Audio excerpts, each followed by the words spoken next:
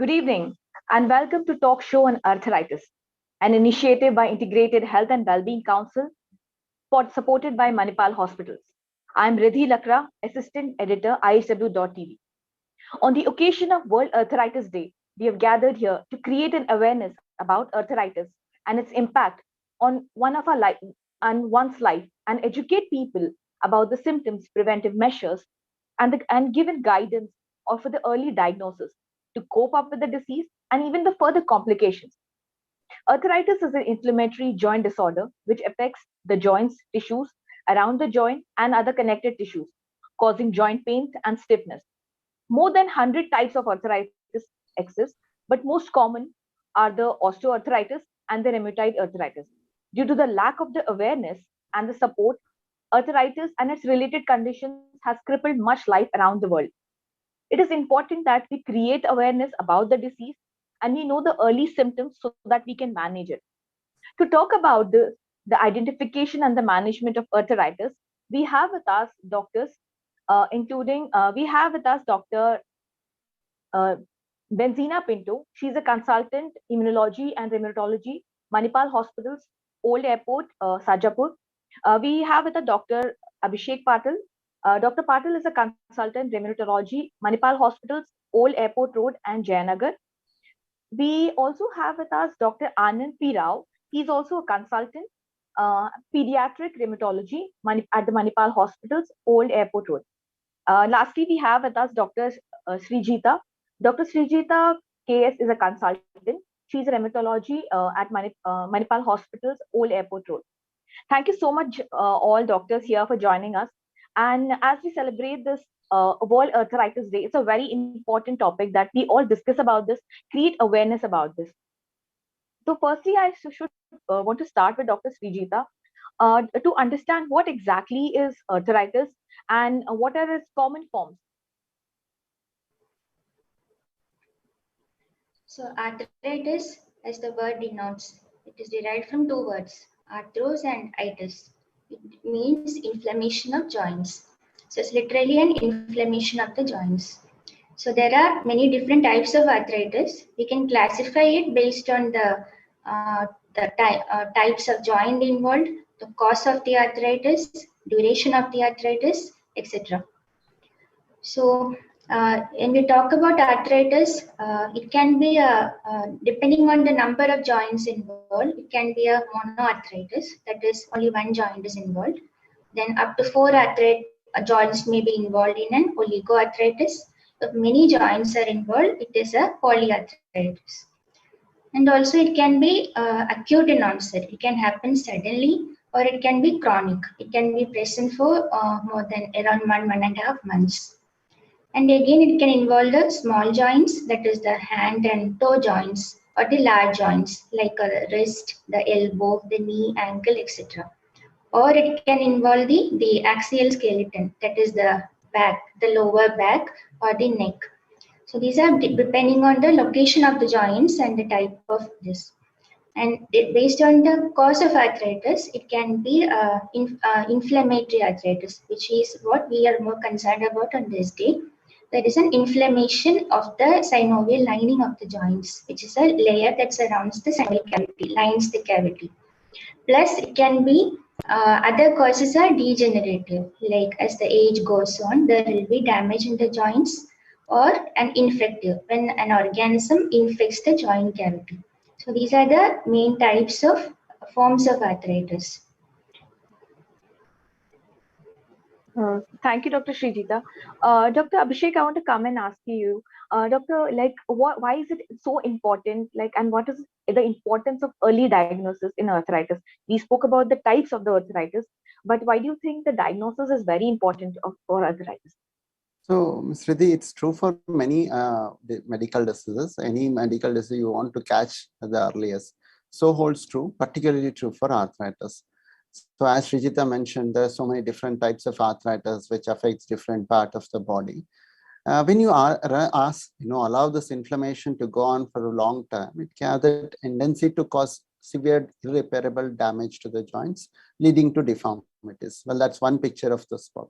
So whenever you Google rheumatoid arthritis or osteoarthritis, what you see is patient, fingers of the patients getting crippled and unable to do their activities. So that's the common mindset people also had. Well, that was true, probably 5-6 decades back, where there was a pyramidal approach to treatment of arthritis. Where we used to start with mobility restriction, mild anti-inflammatory drugs here and there. Then the gold salts were also used to be used for the treatment of arthritis, and when everything used to fail, then they used to go to sulfasalazine or steroids, other things. Now now with so much of data available, there are plenty of good trials conducted across in the early part of this century, in the 2000, and they've all proven that when you treat arthritis aggressively and early, and you're going to have much better outcome, not only from the disease control, but from the whole functional point of view. Now, with the kind of medicines that we have, even a patient who has arthritis for 10 to 15 years, you just won't be able to distinguish from any normal person. There are no deformities, there are no swellings, nothing. That's the kind of advancement in treatment that we have been able to achieve. And for all of this, early, crucial to diagnose it early. And that's why, there's something called immunological memory that builds up. As if you don't pick up arthritis early, there is something called immunological memory, which leads to the T cells and B cells, which are the immune cells, which cause predominant predominant cells in the form of arthritis. They establishing a memory, and that at that time it is very difficult to control. So that it is very essential to pick up arthritis and treat aggressively to prevent the joint damage and progression to further diseases. Thank you, Dr. Abhishek. Dr. Pinto, I want to come to you. Like as Dr. mentioned about the early diagnosis, that is also a very important part. And Dr. Srijita was mentioning about the inflammatory arthritis. So what is the difference of inflammatory versus the degenerative arthritis? Are there differences, or and why is it now the inflammatory arthritis is a concern here? So first point is, yes, like you at the initial part of your introduction already mentioned that there are 100 different causes. So when we look at the broad categories, we look at broad, like Dr. Srijita mentioned about broad categories being inflammatory, degenerative, infectious. So these are the broad categories. So when you talk of broad categories, you're talking about what causes the arthritis in a broad sense. When you say inflammation, it means that these arthritis are mediated by your immune system. So basically, it is like a misfiring of your immune system. Your immune system, which is otherwise trying to protect your body from infections or cancers, which is the primary job of the immune system, is actually misfiring and acting against its own self. So that is a bunch of arthritis that we call inflammatory arthritis. Then coming to degenerative, degenerative means, the word is self-explanatory. It just means that over a period of time, there is a wear and tear of the joint, which is a normal process. In some people, these are accelerated due to various causes. And there are risk factors. Like, for example, the most important risk factor for osteoarthritis, which is the degenerative arthritis, is aging, followed by obesity. And the other very important is injuries. So these cause a degeneration or a problem with the cartilage in the joint, which then subsequently leads to the other changes over a period of time. So that is degenerative. So why it is very, very important to differentiate these two entities is because, as Dr. Abhishek already alluded to it, that we have come to a time where inflammatory arthritis has got an excellent and very effective treatment, and early treatment makes a very, very huge difference to the outcomes that we can achieve. So that having said, how does one, for the common person, for the lay person, differentiate these two very significant entities which are common? One is inflammatory arthritis or degenerative arthritis. So when we talk of inflammatory arthritis, and since there is inflammation or basically immune-mediated inflammation occurring at the joints, patient usually has joint pain associated with swelling, and this patient usually wakes up in the morning with a lot of pain and stiffness. On the other hand, when you talk of osteoarthritis or degenerative arthritis, which is commoner in the knees, which is the commonest site in India, the patient usually does not wake up with pain. This is a pain that worsens with activity. So the patient walks a few steps, then he has activity, then he has pain. He climbs the stairs, he has activity, he has pain. So then he's squatting and then he has pain. So this is activity induced pain and is relieved by rest. On the contrary, inflammatory arthritis, a patient wakes up with pain. Secondly, in inflammatory arthritis, there is a significant period of morning stiffness. We call it early morning stiffness. So usually at least greater than half an hour, which is a clue for us that this is an inflammatory arthritis. On the other hand, osteoarthritis, they do get some degree of stiffness, which is like usually occurs what we call as gel phenomenon. They're sitting and they suddenly stand up and they feel a kind of tightness in their knee or stiffness in their knee. But this is not early in the morning for a prolonged duration. The other important differentiation for us, which helps us with any arthritis, is actually the joint distribution. Which joints are involved?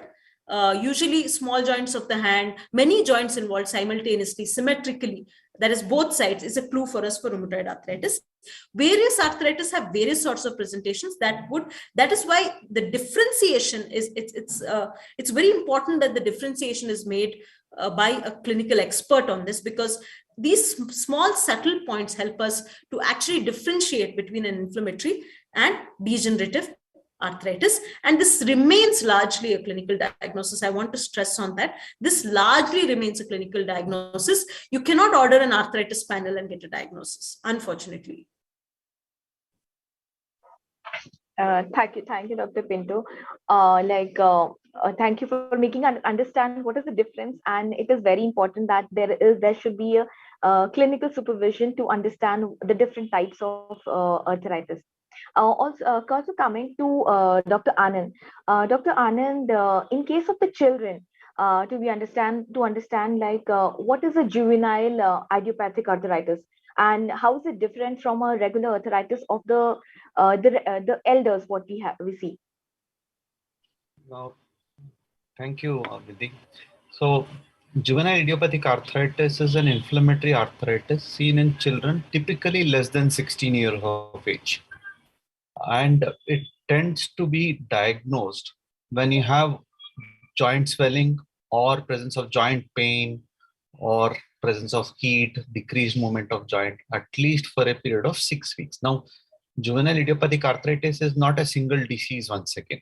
It's a group of diseases which can range from a few joints being involved, which is called as oligoarticular juvenile idiopathic arthritis, to multiple joints being involved, which we call it as a polyarticular juvenile idiopathic arthritis.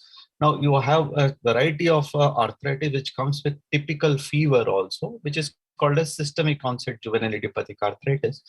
And there is another variety of arthritis which is called as enthesitis related arthritis. Now, keep in mind, when I speak about arthritis in children, people tend to think that arthritis is only seen in aged population. Children don't get affected. Why should children have arthritis? Unfortunately, the story is different. Children do tend to have arthritis. The arthritis can be disabling. And how do you differentiate? It's only by the age group. And keep in mind, rheumatoid arthritis is not the equivalent of juvenile idiopathic arthritis in a child.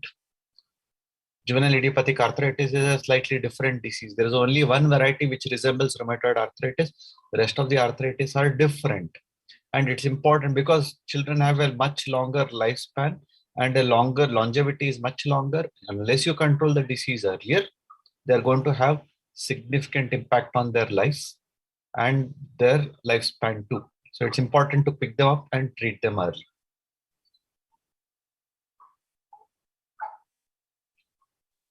Thank you, Dr. Anand, for that. And could you tell what are the symptoms when you talk about the symptoms in terms of the children? As you said, it is below the age of 16. So is it like in a very younger age when it starts, or is there a age group like later it starts, like maybe in the age of 5, 6?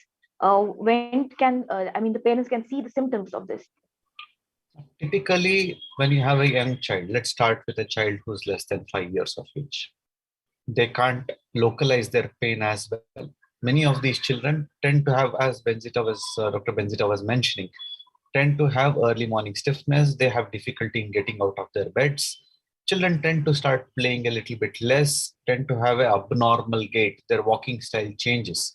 And some of them, if the arthritis is severe, might stop bearing weight. And these are the common symptoms. In the upper limb joints, they start using lesser amount of, they have difficulty in feeding themselves. They have difficulty in playing with their hands lifted up.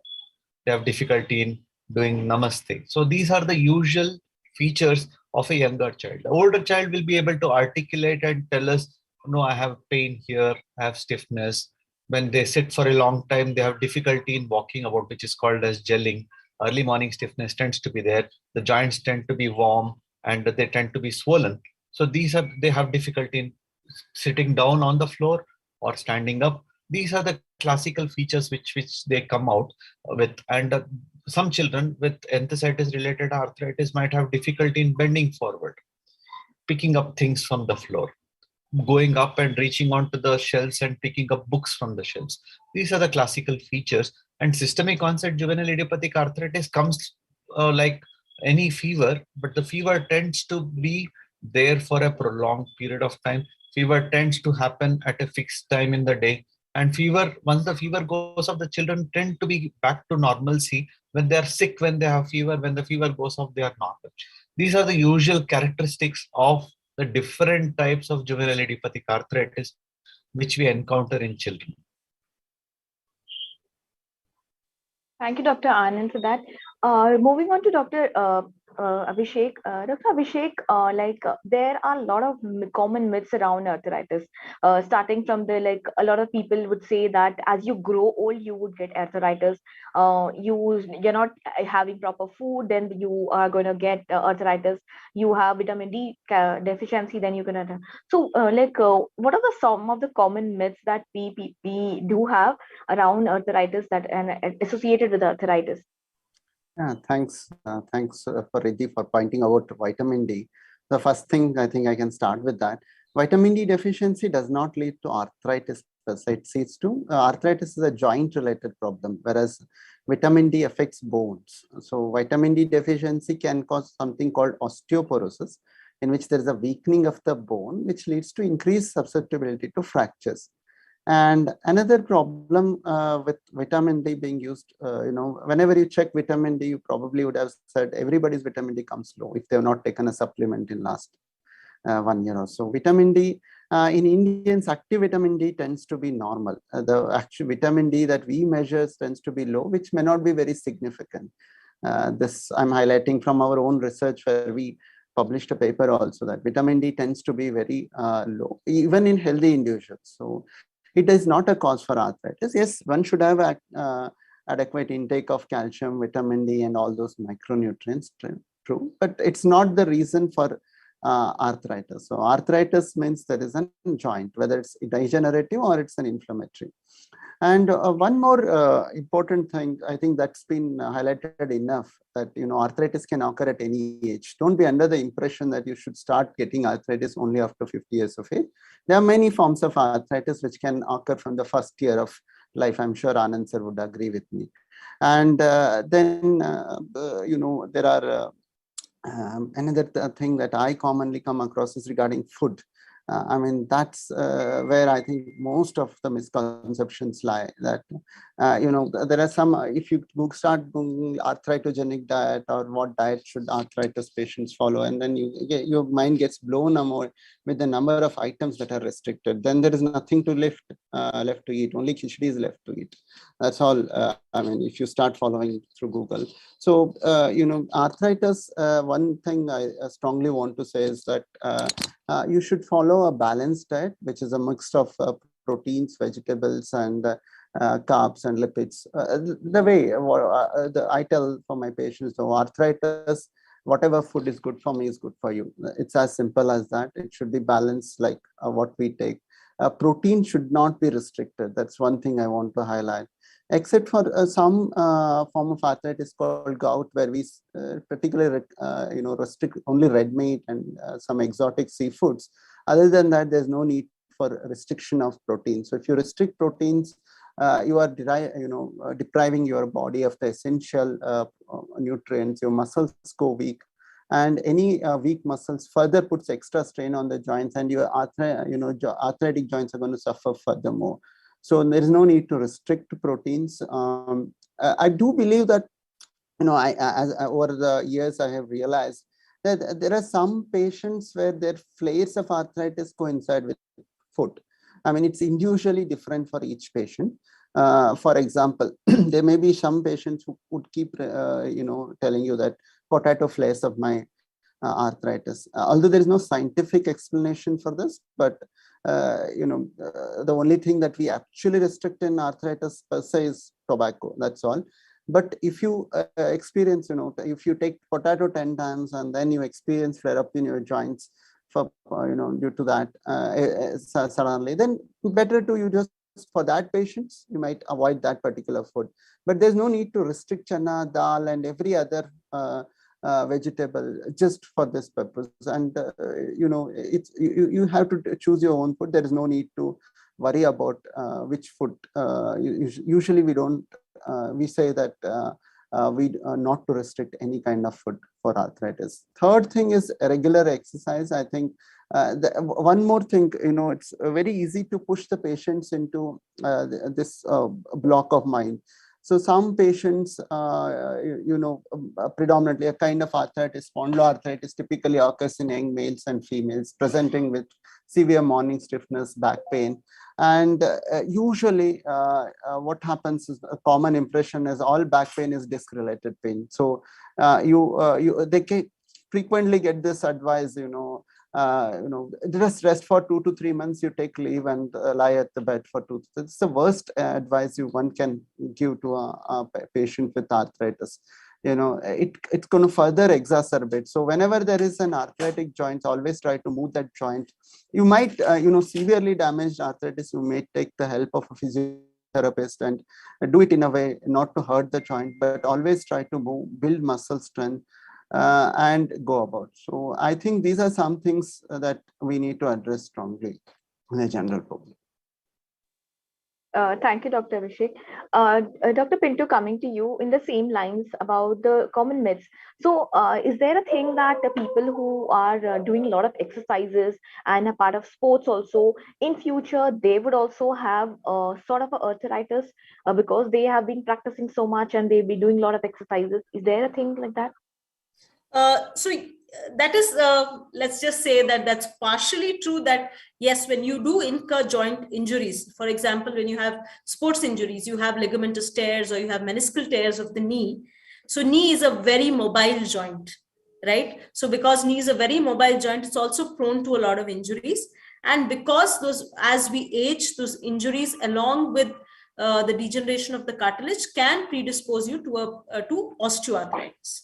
So now you have to understand exercise, that exercise, while can cause injuries, will also help you keep your muscle mass in check. I mean, muscle mass, muscle strong, as well as keep your weight in check.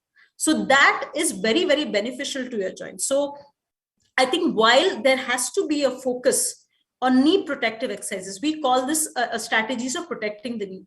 All sports people are usually aware of movements and injuries that or exercises that can cause more harm to their knee. So they're aware of this. Of course, in high intensity sports, like people who play tennis on a regular basis, it's usually for, especially those who are into competitive sports. It's not, probably some of these sports injuries are not avoidable. I mean, they will incur sports injuries, but for the general public, there is really, obviously, they should be aware that overdoing certain exercises can lead to injuries, especially games that do have a strain on the knees.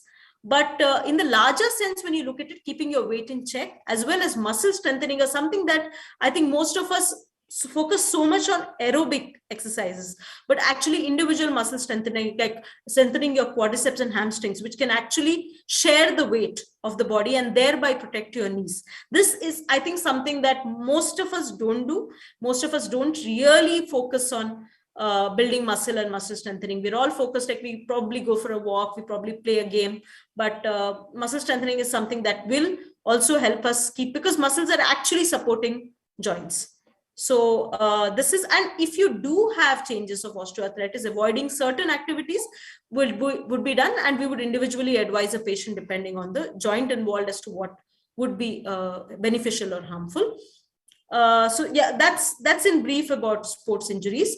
And I always say, I think one more thing that I always tell everybody is that we focus very, very little on musculoskeletal health. I think in general, that is a tendency of our population, and especially I see that there is a lack of focus on how much this is important, because we are looking at increased longevity right now. We are looking at people living up to 70, 80 years. So we are going to see a lot more patients with degenerative joint disease, and we should start, and we focus very, very little on preventive healthcare. So I think we should start young. We should get people aware that yes, we need to protect our joints, because we just don't want to live long. We want to live healthy. Thank you, Dr. Pinto. You have rightly said that, yes, we need to have a preventive healthcare than getting into the disease and then thinking about it. Thank you so much. Dr. Srijita, coming to you, to understand, what are the other infections that can trigger arthritis? And regular infections in the body also can trigger arthritis?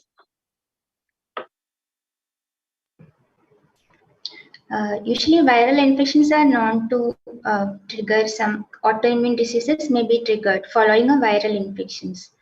Otherwise, there are infections and joints. If we take infections can directly affect the joints, like if the organism goes into the joint and invades it. That is called a septic arthritis. Otherwise, infections in other parts of the body, it can produce an autoimmune phenomenon against the joint, the synovial lining, and that can result in arthritis. So when it manifests a few weeks after the infection of urinary infection, diarrhea, dysentery, etc., it is called as a reactive arthritis. And again, arthritis is a part of the symptoms of many diseases like the chikungunya, the dengue fever, malaria, even sometimes COVID. All these infections, there can be involvement of the joints. Usually there will be a polyarthritis, pain and swelling of multiple joints. Dr. Shita, just to add on to your point, like you mentioned about COVID as well. So do you think after COVID, a lot of people have developed some sort of arthritis, or did you also see some cases of like that?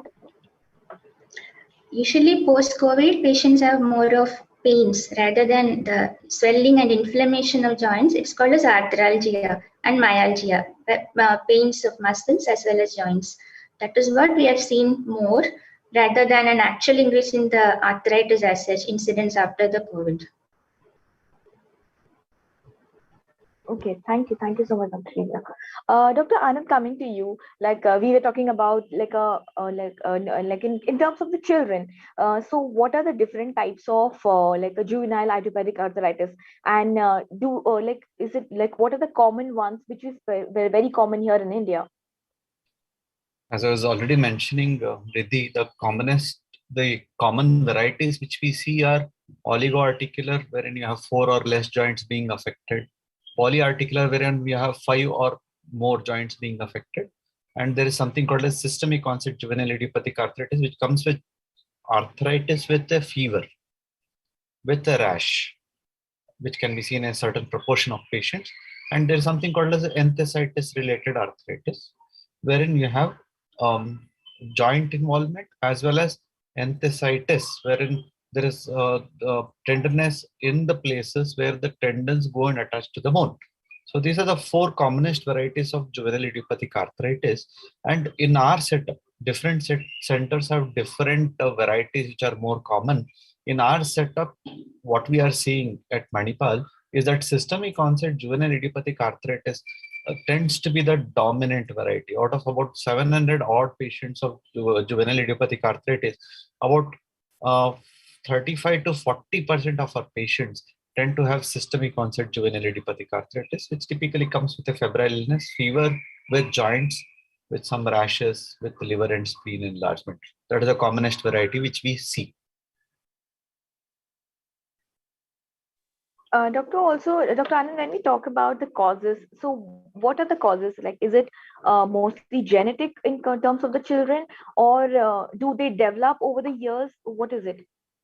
No, I think it's a combination of 2 to 3 factors. One, you're genetically predisposed. You have some faulty genes which you have inherited from one or both of your parents.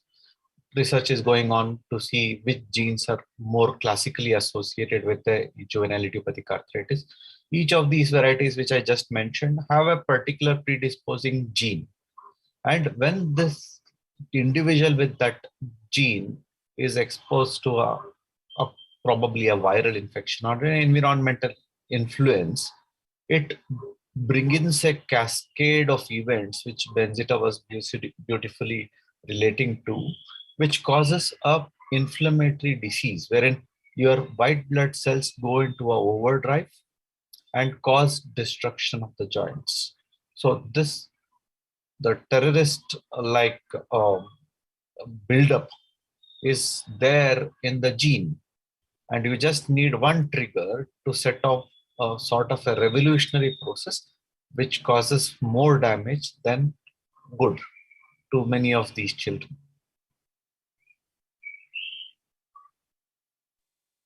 Thank you, Dr. Anand, for explaining that. Like also coming to the very important part, like the symptoms of the disease, like symptoms of arthritis. Dr. Shrida, I want to start with you in this.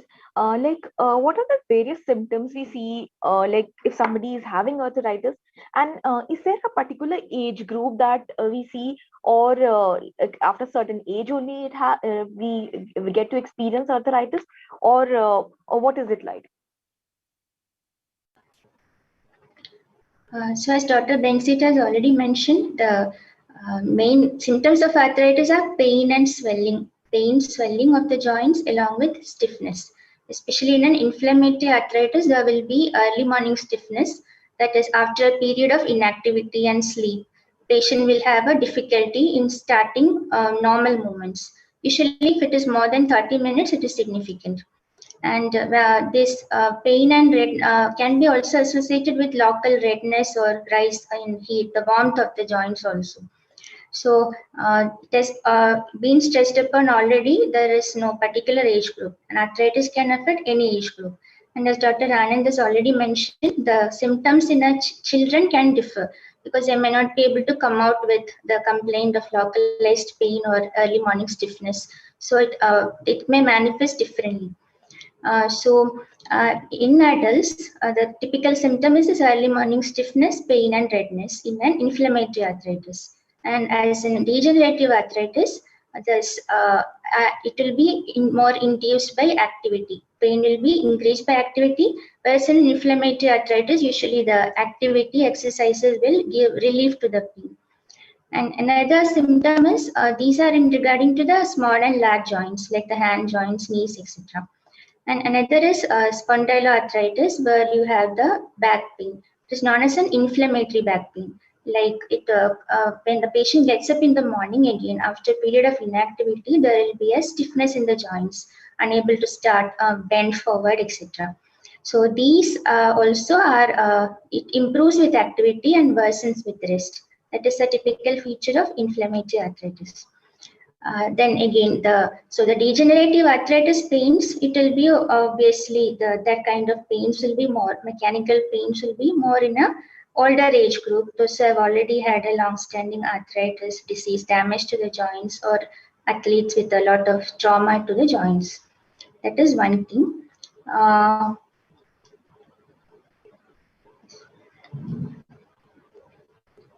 Thank you, Dr. Shrida.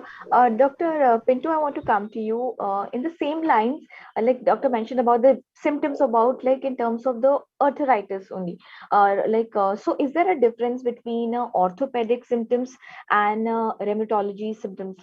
So that's like a very important thing. A lot of people get confused in terms of the pain. So they might say that that is an arthritis with a regular pain, or how do you differentiate those symptoms? I mean, obviously, we should not do that, but before going to the doctor also. Thank you, Riddhi, for that question. Actually, it's an important question. I think what you're trying to ask is when should one go to a rheumatologist? I think that's what you want to understand, and that's a really valid question because most people don't understand as to what rheumatologists do. So, so basically, when you're looking at diagnosis of arthritis, that is the first important step in any treatment for any disease is understanding what the cause is. So tomorrow, if you have a rash, so you don't know what the cause is. The first thing you will do is go and try and find the cause for the rash before, only after the cause is found, it can get treated. So that is true even of musculoskeletal system. And that I'm talking of a musculoskeletal system because when you talk of joint pain, it need not necessarily arise actually exactly only in the joint. It can arise from the structures around the joint. Okay, so which can be ligaments, it can be the muscles around it. So first step is diagnosis. And this is where we come in. Our primary role is first to diagnose, and in the subset that is inflammatory, the primary treatment will be given by a rheumatologist. That is all these arthritis that we discussed: rheumatoid arthritis, juvenile idiopathic arthritis, spondyloarthritis, gout. All these are inflammatory arthritis. And there are several other autoimmune and immune mediated diseases which present with arthritis, which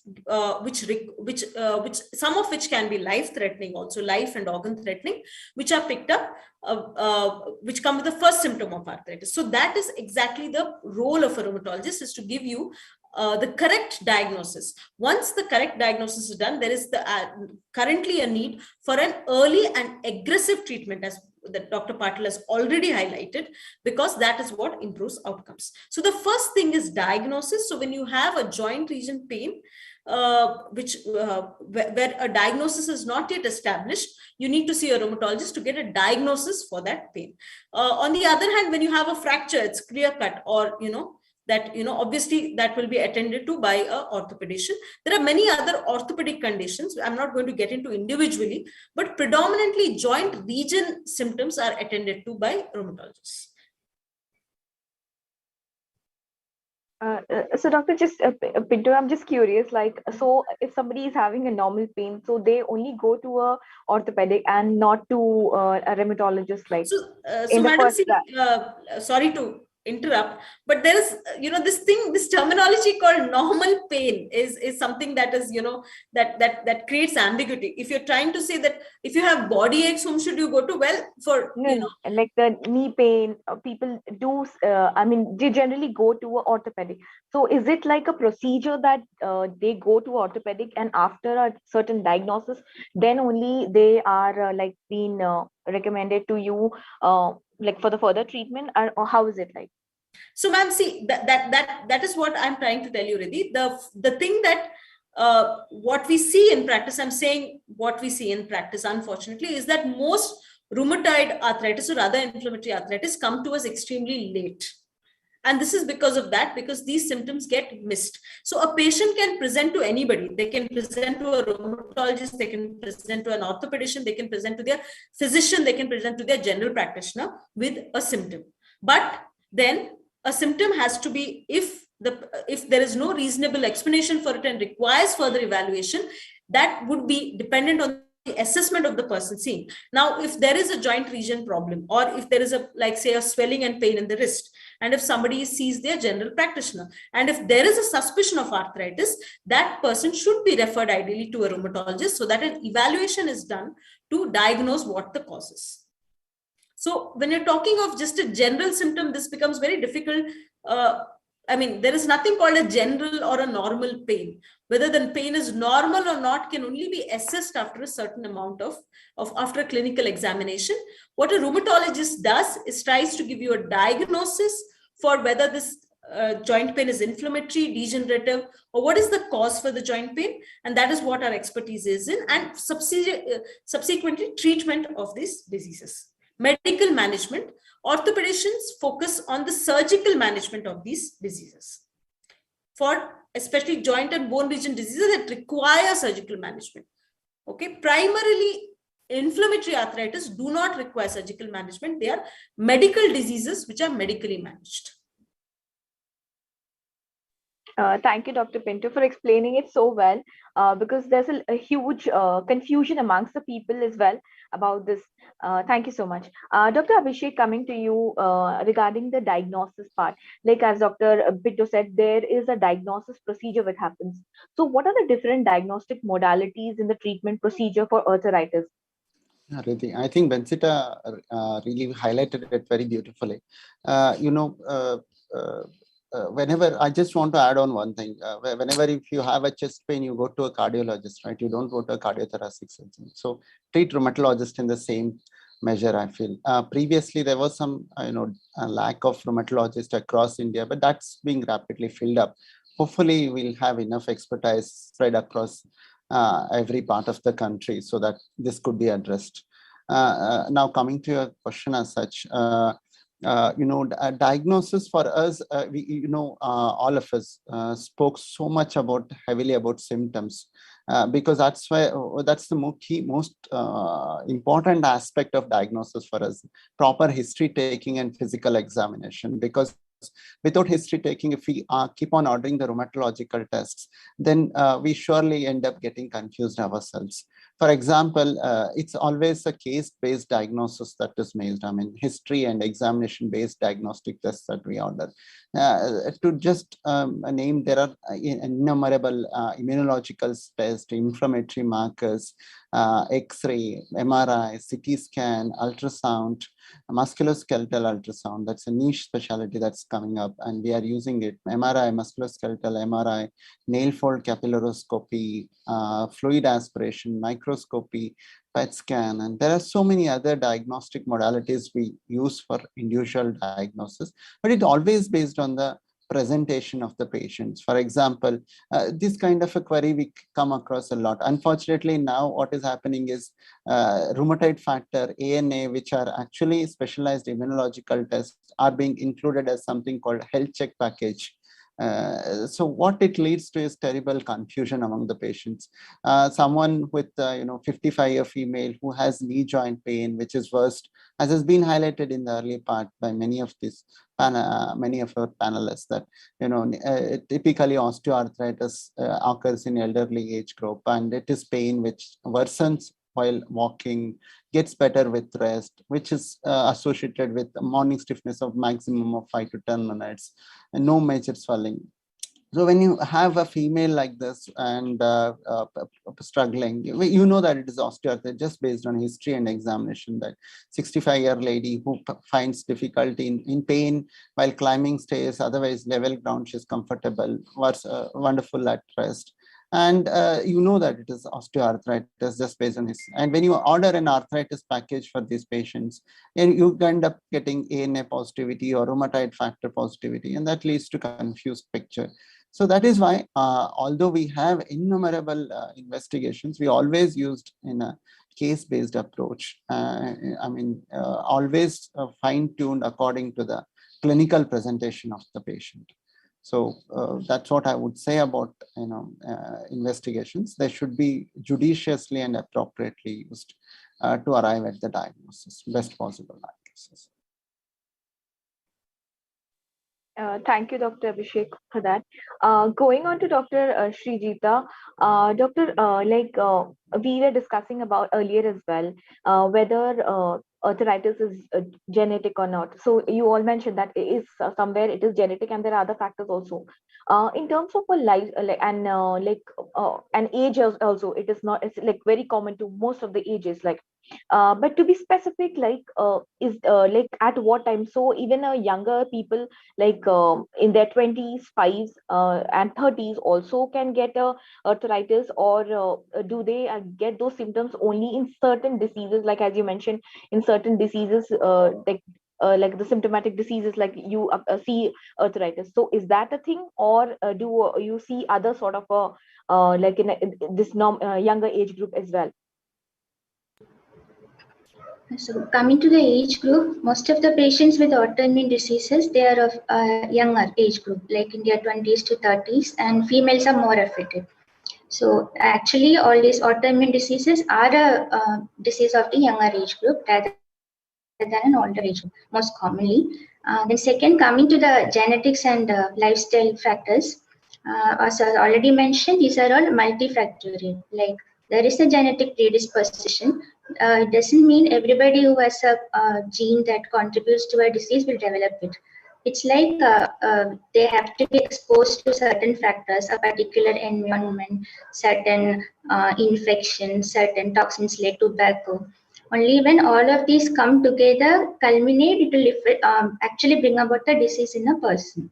So there are genetic factors. Obviously, when there is a family history, you have a first degree relatives, your parents, your siblings with autoimmune disease, arthritis like rheumatoid arthritis, you have a higher chance of getting it than a normal person who does not have such a history. So that genetic factor is obviously there.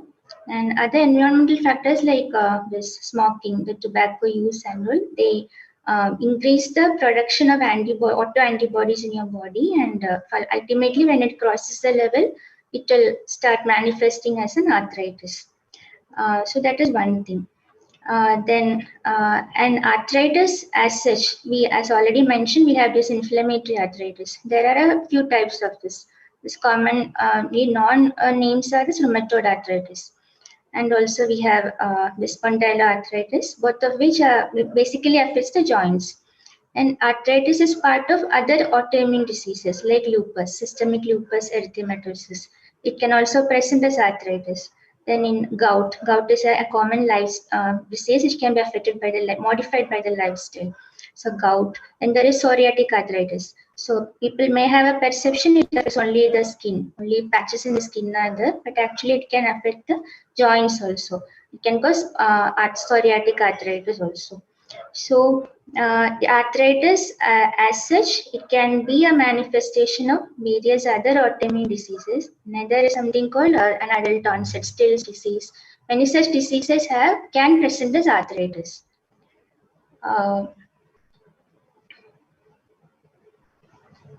Thank you, Dr. Srijita, for that. And to understand, like arthritis is not only in a very younger age group or a older age group. It is also in the middle age group as well. Coming to this very important question now, like what are the various treatment and what are the management treatment? Like how do we manage arthritis? Starting from you, Dr. Anand. In case of a children, like are there drugs commonly which is used for the children, or do they also have only a management of arthritis in the case of the children? When it comes to the children, we always are worried about what drugs we use, what are the side effect profile. And I always follow this dictum that less is more. So we tend to keep the doses of the drugs to the basic minimum. If it is an oligoarticular juvenile idiopathic arthritis and it's only 1 or 2 joints, we might just inject steroids in those joints and wait and watch. But if there is a polyarticular disease or a oligoarticular juvenile idiopathic arthritis, which is severe, we tend to use a drug called as methotrexate. Now, methotrexate is a wonderful drug which has been in use for this condition in the last 3 to 4 decades, and it has transformed the whole landscape of management of many of these conditions, especially in oligoarticular and polyarticular disease and systemic onset juvenile idiopathic arthritis too. It's a wonderful drug which helps control the white blood cells which are causing damage to the joints. So it helps to curb the inflammation very well. The other drugs which we use in enthesitis related arthritis, we tend to use non-steroidal anti-inflammatory drugs, like we use that even in the polyarticular juvenile idiopathic arthritis. There are other disease modifying anti-rheumatic agents which are used like sulfasalazine, leflunomide, and we also use a few drugs which are called as biologic response modifiers, or biologics for short, which are used in those patients who are not responsive to the first line treatment, and we tend to use this biologics to control the disease. These are like laser guided missiles which target certain molecules which target the disease. So we have interleukin 6 antagonists, we have TNF antagonists. So we have multiple new drugs which are there in our armamentarium to control the disease, try to bring the disease activity to zero. If it is not possible to bring it to zero, at least to the lowest disease activity, control the disease with the minimum drugs with possibly nil or minimal side effects. So it's transformed the whole landscape of management of juvenile idiopathic arthritis, and things have changed significantly with the arrival of small molecules too. And we are in a great era now for management of many of these conditions. Thank you. Thank you, Dr. Anand. Just to add on to your question, like, doctor, is there a thing that after certain age that the juvenile idiopathic arthritis goes, or is it like it continues? What is it like? Varies from child to child. There is no individual prognostication that once you become an adult, you'll be all fine. And I don't have to refer you to either Srijita, Abhishek, or Benzito. It doesn't happen that way. Many of them tend to outgrow the disease, but many of them tend to have the disease even in adulthood too. There are multiple studies which have shown that the disease can persist beyond the child age, that is the juvenile age, and can spill over to the adulthood too. And I'm sure many of our adult colleagues who are there would have seen many of these children develop arthritis as children and presenting to them in their clinics because the disease has been persistent or has gotten better but has come back with a flare. So this is usual scenario. We can't predict who is going to get what type of disease, but we need to be ready to transition many of our patients to the adult rheumatologist when they cross the age of 18. Thank you, Dr. Anand, for that. Dr. Abhishek, coming to you, like in terms of the elders, what are the various modalities of the treatment which is done for the arthritis and for the management of arthritis? Like elders, well, the definition I would take it is more than 70 years, you mean? And yeah, so again, it depends upon the type of arthritis. At that age group that you mentioned, definitely degenerative arthritis. Although I don't like the term degenerative, it means, so it is used in a bad way, but non-inflammatory arthritis tend to predominate, which is mainly related to weight, excess wear and tear of the joints. In such ages, physiotherapy forms an important role. So we always ask the patients to strengthen their muscles, move all the joints actively. If required, even non-inflammatory forms of arthritis, we can inject the joints. Either we can induce corticosteroids or sometimes even inject hyaluronic acid. So these can help to bring the inflammation symptoms under control. Basically, non-inflammatory arthritis is not something which you can cure, but you can control.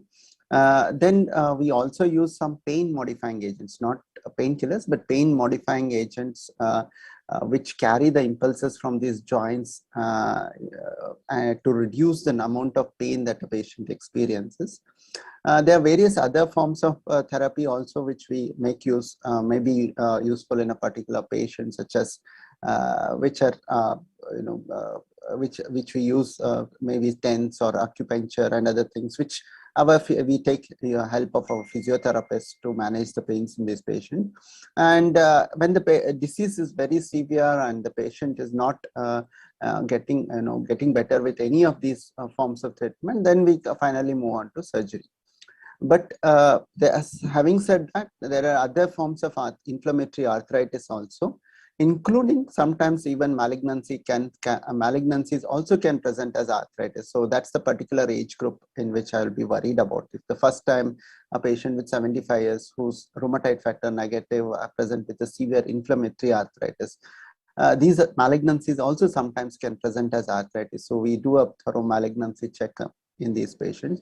And the inflammatory arthritis, just like, although it just like the way we treat in younger age counterparts, we do treat with disease modifying agents, which could be conventional medicines or the biologic medicines that Dr. Anand was mentioning. And with all these measures, what primary aim is to give the best quality of life possible with the least possible side effects. That's the real motto with which we work.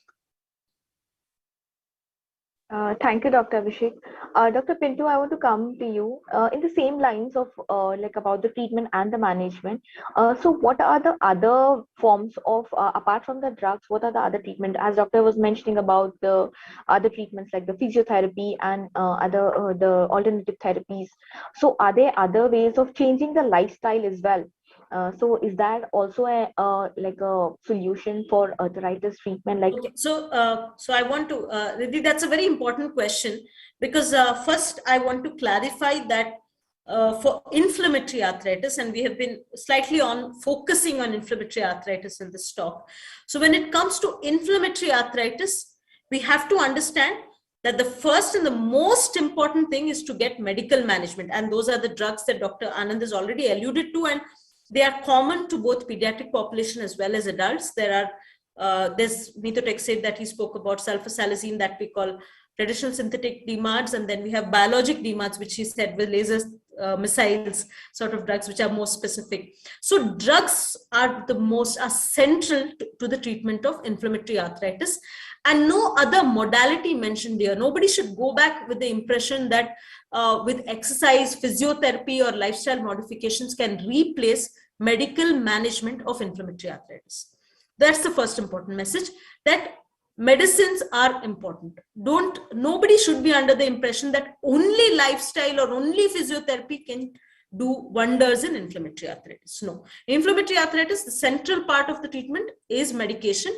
Lifestyle modifications, physiotherapy are supplement or complementary to the treatment that we do. Whereas when we come to lifestyle modifications, those are for both degenerative as well as inflammatory arthritis. Those are joint protective strategies as well as involve exercises that can strengthen the muscles around the joint so that you're better supported.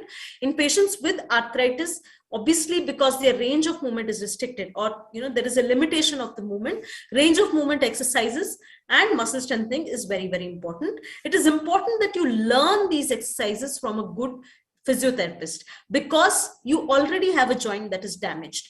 Overusing that joint is only going to lead to more pain and more injury. So doing it under guidance or learning it from an expert is important, and that would be a trained physiotherapist. And after that, continuing with those exercises is very important. Certain modifications that we advise for patients who have knee joint osteoarthritis or inflammatory arthritis is to avoid squatting, especially because it puts strain on your knee. Avoid excessive climbing of steps.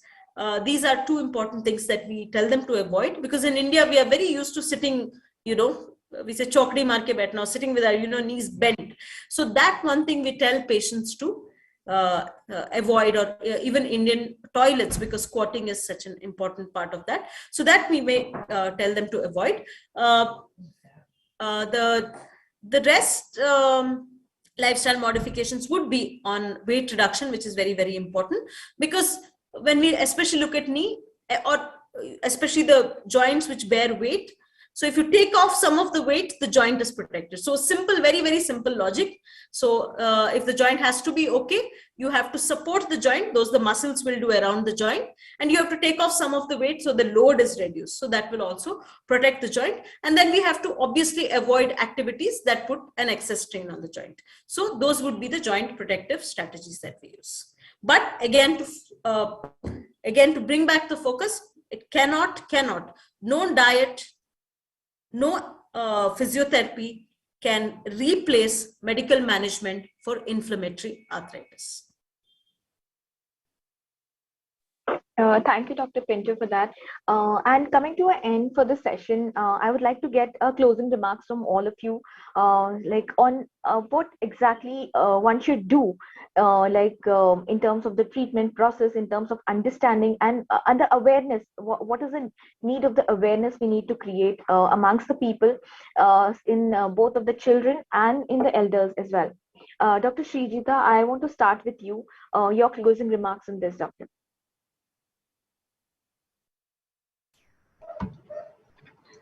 So this World Arthritis Day, the main aim of it is to bring about awareness among the common public, and also the other general practitioners and other specialists, other doctors,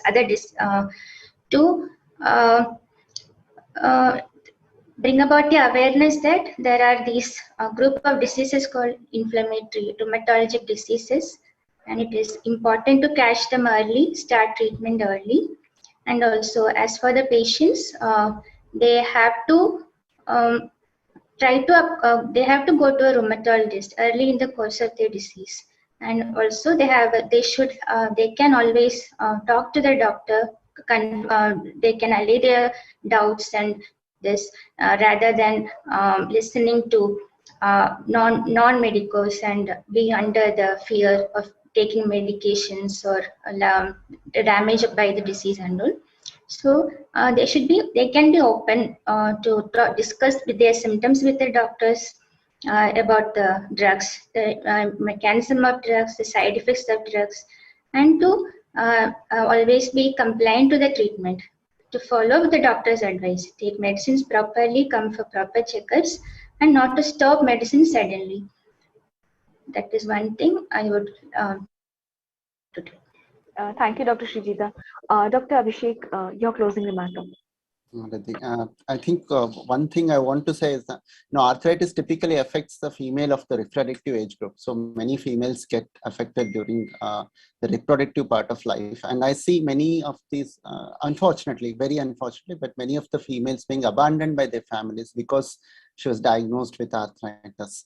It's always under the impression that arthritis requires a lifelong medication. It will eventually lead to deformities and they will not be able to function at their so-called household activities. It's the worst thing that one can think of. Arthritis is completely treatable with the current availability of medicines. You will not be able to differentiate someone who has arthritis from a normal person. And there are also anybody who's affected with arthritis, even with a young female, she can completely lead a normal life, completely, even with worst form of arthritis, possible to have, completely normal reproductive life also. There are many lupus patients or scleroderma patients who have given birth to child, only thing, and carried on with their normal life over decades together. And many of us would have come across such patients or have them under our follow. So it is completely treatable. It's something which does not really affect your fertility, and the medicines are reasonably very safe. There's another misconception among the general public that arthritis medicines means kidney damage and liver damage. So that's not correct. Many of these medicines taken at proper intervals under proper guidance with proper monitoring of the test and regular follow-up are actually protective for your heart and kidney. Actually, many of these medicines, such as Methotrexate that we are mentioning, is protective to the heart and the kidney. It protects against cardiovascular diseases in arthritis patients. They have innumerable benefits, small negligible side effects which can be monitored and checked, and you can always switch from one drug to another if something like that happens. So I would like to end by saying that arthritis is completely treatable, and one can expect a completely normal life even after being diagnosed with the arthritis. Thank you, Dr. Abhishek. Dr. Anand, your closing remark.